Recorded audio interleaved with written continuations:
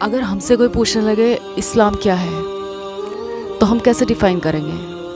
اس کو بھی ہم نبی کریم صلی اللہ علیہ وسلم کے الفاظوں میں جانیں گے کہ اگر ہم سے کوئی یہ سوال کر لے تو ہم کیسے کچھ الفاظوں میں ڈیفائن کریں گے کہ اسلام کیا ہے۔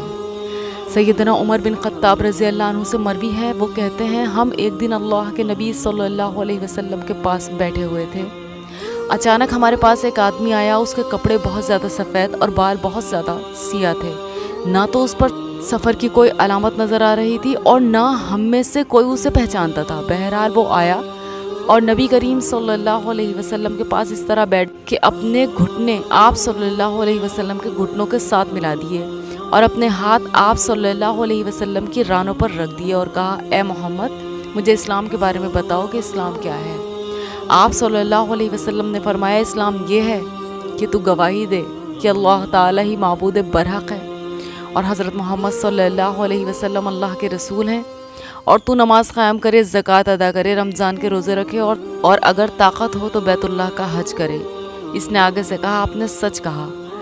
ہمیں بڑا تعجب ہوا کہ یہ شخص سوال بھی کرتا ہے اور تصدیق بھی کرتا ہے۔ بہرحال اس نے پھر سوال کیا اور کہا، آپ مجھے ایمان کے بارے میں بتلائیے۔ آپ صلی اللہ علیہ وسلم نے فرمایا، ایمان یہ ہے کہ تو اللہ تعالیٰ، فرشتوں، کتابوں، رسولوں، آخرت کے دن اور ساری کی ساری تقدیر، وہ اچھی ہو یا بری، پر ایمان لائے۔ اس نے کہا، جی، آپ نے سچ کہا ہے۔ اس نے تیسرا سوال کرتے ہوئے کہا، اب آپ مجھے احسان کے بارے میں بتائیے، احسان کیا ہے؟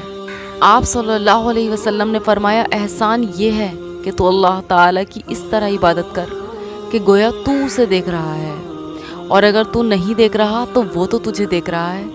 اس نے پھر سوال کیا، آپ مجھے قیامت کے بارے میں بتائیں۔ آپ صلی اللہ علیہ وسلم نے فرمایا، مسئول قیامت کے بارے میں سائل سے زیادہ نہیں جانتا۔ اس نے کہا، تو پھر آپ مجھے اس کی علامتوں کے بارے میں بتا دیں۔ آپ صلی اللہ علیہ وسلم نے فرمایا، وہ یہ ہیں کہ لونڈی اپنی مالکہ کو جنم دے گی، تو دیکھے گا کہ ننگے پاؤں اور ننگے جسموں والے بکریوں کے چرواہے عمارتوں پر غرور کریں گے۔ سیدنا عمر رضی اللہ عنہ کہتے ہیں، پھر وہ بندہ چلا گیا اور آپ صلی اللہ علیہ وسلم کچھ زمانہ، ایک روایت کے مطابق 3 دنوں تک اس کے بارے میں خاموش رہے، اور پھر مجھ سے فرمایا، عمر، کیا تم جانتے ہو کہ یہ سائل کون تھا؟ میں نے کہا، جی، اللہ اور اس کے رسول ہی بہتر جانتے ہیں۔